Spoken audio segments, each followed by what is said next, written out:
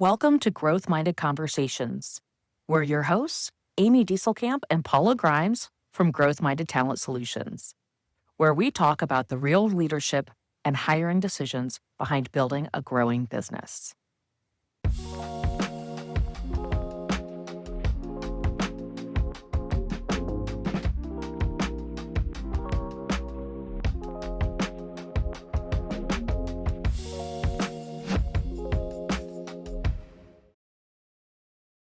Today, we're talking about all the things surrounding who your next hire actually should be.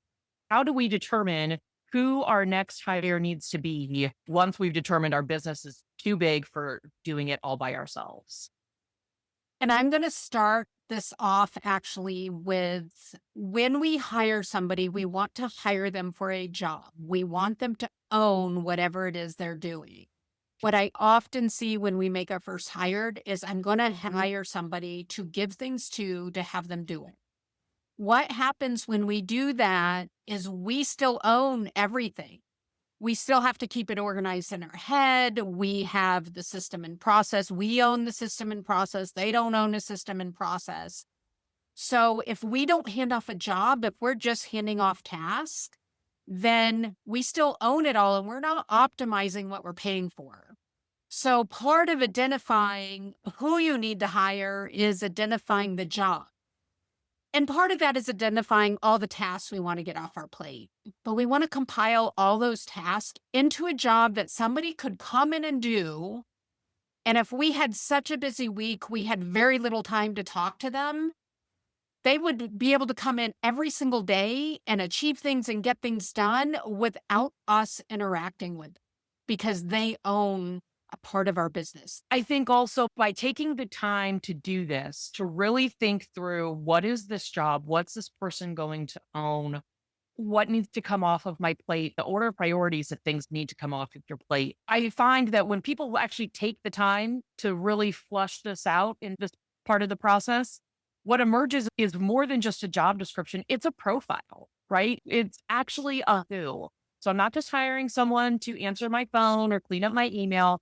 I am hiring an executive assistant, or I am hiring a social media manager or a director of sales. Like the actual function of the job comes through really clear. And on the flip side of knowing that function, we now know the type of personality characteristics that a person who would be very successful in this role will need to have in order to hire. Amy, have you ever experienced somebody hires you for something and then your job description changes like every other month? No, all the time. That was like my early on in my career. That happened at least 2 or 3 times. They were with teams and companies that I stayed with for many years. But yes, I had some very rocky starts with some teams. And it's because there really wasn't a path. I'm thinking about one time specifically, they liked me, they knew me, and they wanted me on the team, right? And so they were like, we'll just find something for you to do. Come join our team. And that lasted for about 3 months. But it took me having to say, okay, here's what I'm seeing. This is what I can do for you. And I actually brought them, like, here's what I will do on the team. You created your own job description. And those things are few and far between, right? You can't expect your typical hire to go do that. Most people will say they don't know what they're doing. I have no clarity on my role. I've now lost confidence with my employer that I will actually have long term employment here because day to day, they don't know what I do to bring value to the team. If the work you have me doing is constantly changing and you don't know what you want me to do, am I even an important part of this team? Clarity around this is super important for the whole entire arc of hiring someone, bringing them on, having them have a successful onboarding and training period, and then becoming a strong, talented, contributing member of your team. Yes. Job descriptions change, right? I'm talking about job descriptions changing because we're not clear on the role. And as they start to work for us, we're getting more and more clarity. It is not that our job descriptions don't change because with the growth of a business, a job description is always going to change. So we're talking about the I don't know what I'm going to tell you to do next. And so I'm just going to hire you and I'm going to have a job description that I've shared with you. But actually, after I hire you, I decide, oh, I don't want you to do that. I want you to do this instead. Or let's add this other job to your plate. And that's going to be the majority of what you did, but the employee's going, "But that's not what I signed up for." Yes. And I've had people quit jobs over that. "No, I was specifically hired to do X, and now you're asking me to do Y, and I don't enjoy doing Y." And so much of that can be avoided if we're really clear up front. So, what should business owners be tracking to understand what to delegate when they're thinking of bringing on a new hire? This goes back to our previous episode where we talked about your dollar per hour. What are those dollar per hour things that are not worth your dollar per hour? And that brings us to our skill set. Some things absolutely need our skill set. Like, we cannot give those things up. I don't care how much you might dislike something you're doing, but it needs your skill set. You still need to do that. And if it doesn't need your skill set, delegate, give it to somebody else because that opens you up to either expanding your skill set or growing using the current skill set you have. One way or another, though, you're becoming a higher dollar per hour self employed person or business owner. Starting by making that short list of these are the things I must hold on to. I've got that list. That stays to the side. That's never part of this new hire's job description. Sometimes it's what is not happening in your business that really should be happening. For example, somebody really paying attention to money, right? I see that a lot where we don't pay enough attention to money because we don't have the time capacity. And yet that is so important. And it doesn't take a high skill level. I can have somebody come in and collect the receipts and create a P&L and do all of that, or I can outsource it. I do have the eyes on my business that I need. I need the data. I need to make good business decisions based on the money, but I don't need to be looking at the money all the time. I don't need to be managing that whole process or doing all the little things along the way. Other big systems besides money might be your database, your CRM management. I think, especially for people in sales or a customer service facing industry, our CRM, our database, that's what's creating a sense of like equity in our business because the better, more robust database you have, the more you feed it, the more you touch it and stay in front of those clients, more organically your business will grow and the less your business will be affected by outside factors or outside lead sources. So, having someone manage that database, really truly own its health and the way that the business operates and feeds it and cares for it is a really big, important factor too. You might be the one actually making the phone calls and the outreach, but there's a whole working system behind actually making sure that database stays accurate and stays healthy that you need someone managing on a daily basis. 100%. Your database is your greatest asset. You look at many small businesses, and if they were to sell their business, they're going to look at the health of that business totally based off database, right? If I'm a dentist and I want to sell my practice, they're going to look at my database of patients, right? What I'm really doing is selling my patient list. Yes, I have a lot of equipment and stuff going along with that, but I'm really selling because that equipment means nothing if you don't have anybody walking through the door paying for my services. So, really, what I'm paying for is that database, that patient list. We need to be looking at the tasks around these bigger pieces in our business. Who's going to manage the database? Who's going to track expenses and financials? Who's going to help document the process and really look at and own the client experience for our company? You're doing all this work going out there and converting leads and building relationships and bringing people in through the door. At that point, you need someone to actually manage their expectations and their experience all the way to the end of whatever the transaction is. I'll use your dentist example. I book a cleaning with my dentist. My dentist isn't the one who calls me up and reminds me or sends me the postcard or processes my bill or anything else, greets me when I come in the door. That's all done by someone else. In fact, they're So not even the one cleaning your teeth.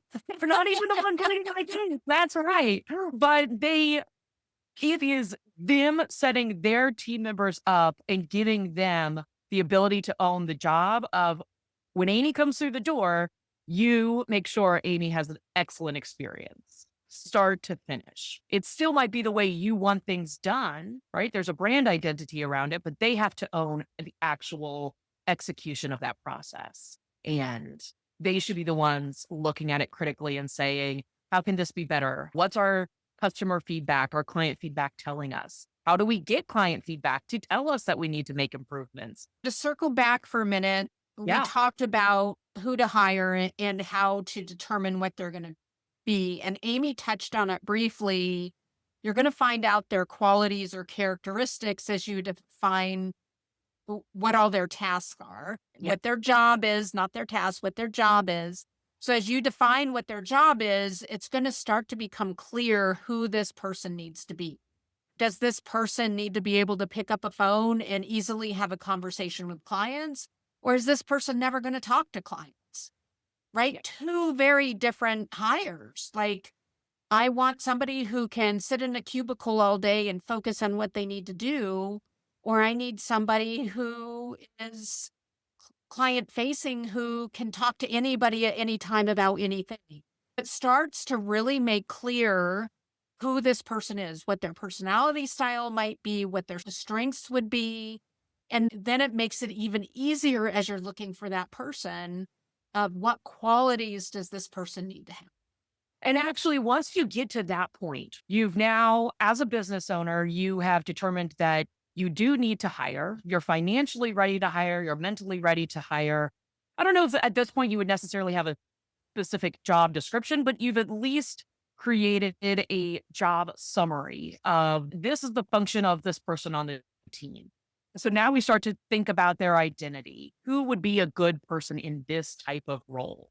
And for a lot of business owners at this point, we I at least see, I don't know if you see it, Paula, but I see business owners, even when they know that someone needs to have a different skill set than them, they get drawn to candidates who instinctively look like mini versions of themselves. Why do you think that happens?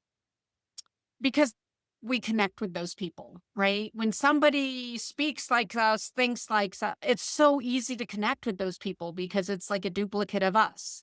To me, it's the connection. That bias of I like them, I'd want them in my circle, I'd want them in my world. So Yeah. obviously we'd work well together. So, what advice would you give to someone wanting to make a hire for a job that requires a set of skills that are different than theirs, but they want to hire someone exactly like themselves?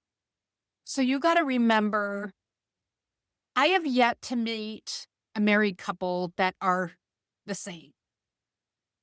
You normally see that they are complete opposites and sometimes really complete opposites, sometimes not as dramatic, but they're still opposites when you really dig into it.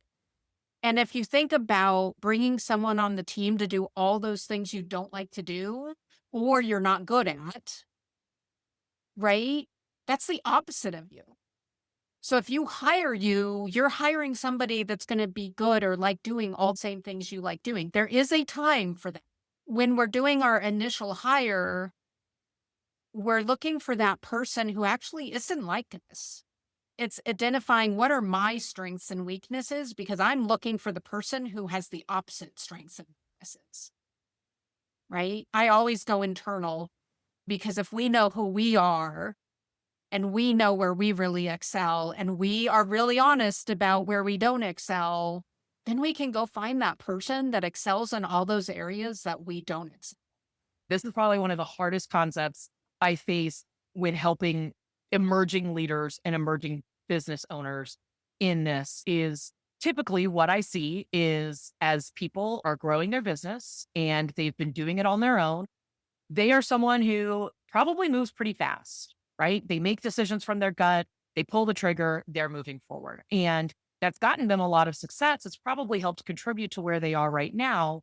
But to get to that next level of success, to break through whatever ceiling you're hitting, it might require actually slowing down. And by hiring someone who will slow you down could actually end up being the thing that speeds your business. And it is so hard for business owners, myself included. I'm sure you've also felt it too, to say, okay, yes, like I'm going to bring this person on intentionally to have them make me go slower so we can actually analyze what's going on in this business. And with analyzation and data comes knowledge and information and pattern recognition. And that pattern recognition is what helps us spot the opportunities for growth and moving forward. Yes. And to Amy's point, I think the majority of us business people are that they move fast, right? And yet not all of them do. I've seen the absolute opposite too, where they move slow and they actually need to hire somebody who pushes them Yep. because they have trouble getting over the analysis part. It's stop thinking about it, just do it. And they need that other person to come along and push them from behind. Yes. I love it when I work with clients who have the realization of, oh, I actually might need to hire myself somebody who will not be afraid to be my boss. They'll hold me accountable. They won't let priorities slip.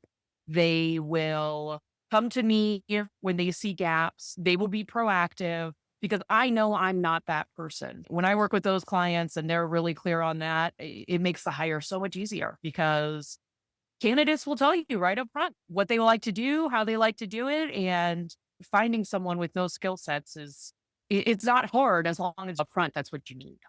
What are 2 or 3 things they could do over the course of the next week to start creating that job profile or that job summary for their next hire?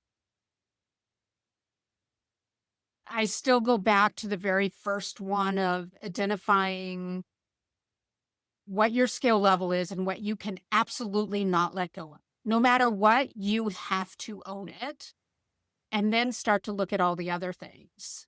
And then as you look at all the other things, how do they compile into a job? Like, not tasks. I've had people who are like, I want you to go pick up my laundry. I want you to do my email. I want you to enter this thing into the MLS. But they don't do any of it till I tell them to do any of it. That's Right. giving tasks away. But if I have a job where you come in every morning, you're organizing my email for me, and then you're going and looking at our listings and doing all the things for our listings, that becomes a job. Yeah. So identifying what am I absolutely not going to give up? What requires my skill level? Then looking at all the other things and then starting to look at them as a job. What in all of this can I give away as a job? Somebody could come in and do each and every day, and it wouldn't need my guidance. They could be pulling from different buckets. When I say a job, it doesn't mean that it all has to be in an area. The job is very clear. Like, these are all the things they own. And it might start off with you listing out all the tasks, but then group those tasks together into the process that they actually are. And now you'll have clarity. If it's entering things on the MLS, organizing vendors for your sellers, going out and taking the photos and editing the photos and creating the marketing materials around the listing, that's the listing preparation process. That's the difference between the individual tasks and the process that we're talking about here.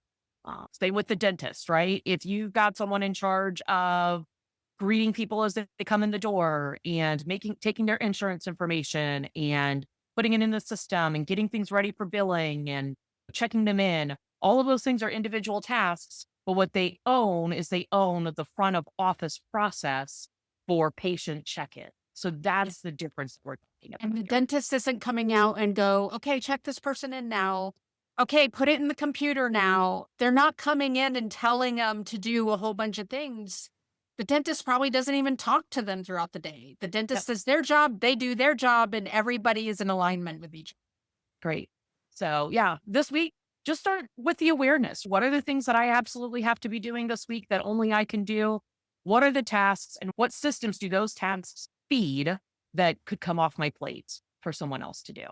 Yes. And you're about 60% done with the job description at that point once you've got those things identified. All right, growth minded leaders, that's a wrap on today's episode. We hope this sparked some fresh ideas and fueled your drive to build, lead, and grow with purpose. And if something we shared helped shift your perspective, we'd love for you to leave a review. It helps us reach more business builders just like you. Better yet, share this with someone on your team or in your inner circle who's ready to level up their leadership game. Until next time, keep leading boldly, hiring wisely, and training with intention. You're not just building a business, you're shaping a legacy.